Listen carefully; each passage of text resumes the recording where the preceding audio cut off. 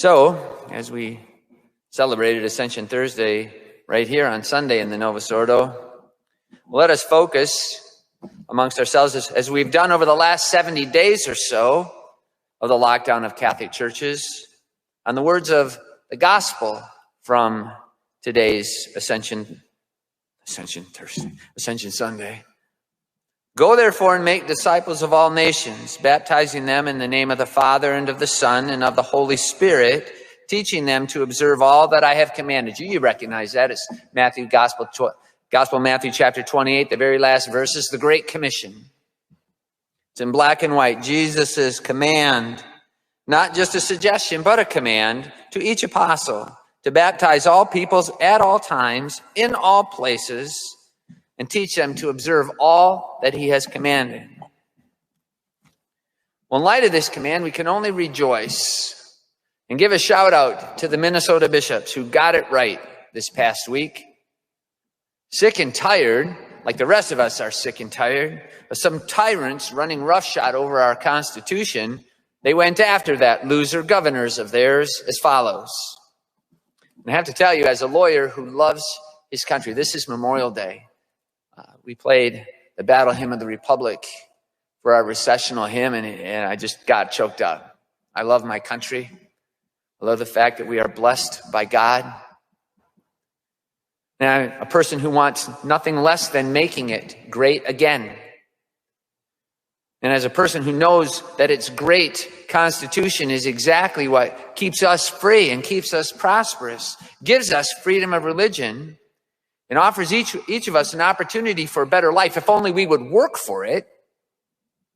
The words of these Minnesota bishops was music to my ears. Quote, "We are blessed to live in a nation that guarantees the free exercise of religion.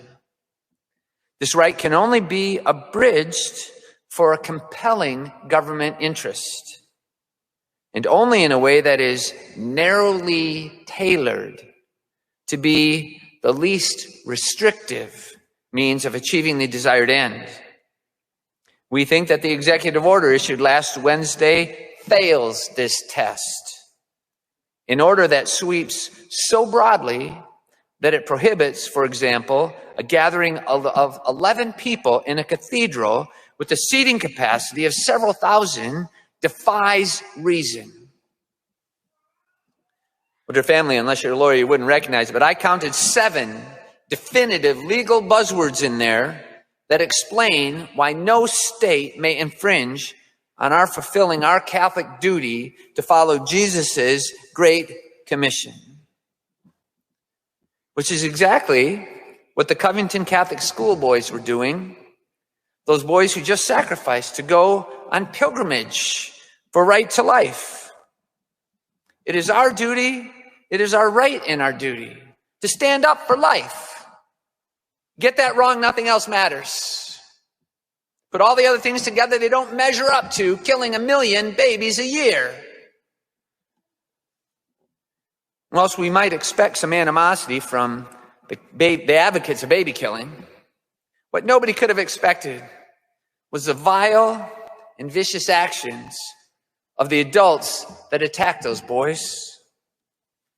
I speak, of course, not just of the black Hebrew Israelites who shouted incomprehensibly vile things at those boys.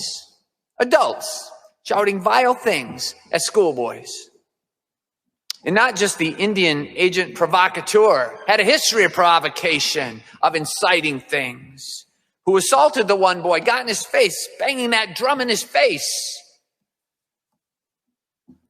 Not just those things, but of the vile words spoken by a bishop from an entirely different diocese, who penned an outrageous open letter in the newspaper and called Nick and his fellow pilgrims a bunch of racists.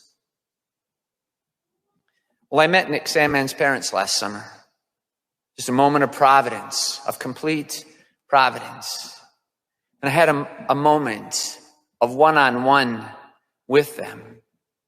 And in that short time I got to spend with them, I apologized to them for my own cowardice, for not adequately sticking up for them and their son and all the other kids. I'll be a coward no more. The Sandman family are heroes of mine. And my cowardice was when I did not respond and stick up for them and all those Catholic pilgrims. So Mr. and Mrs. Sandman, if you're listening right now, my cowardice ends right here and right now. A memo to that bishop. The racist ideology of the founder of the original Planned Parenthood, Margaret Sanger, real racism, is revealed in just 2 quotes. Firstly, she said, birth control is not contraception indiscriminately and thoughtlessly practiced.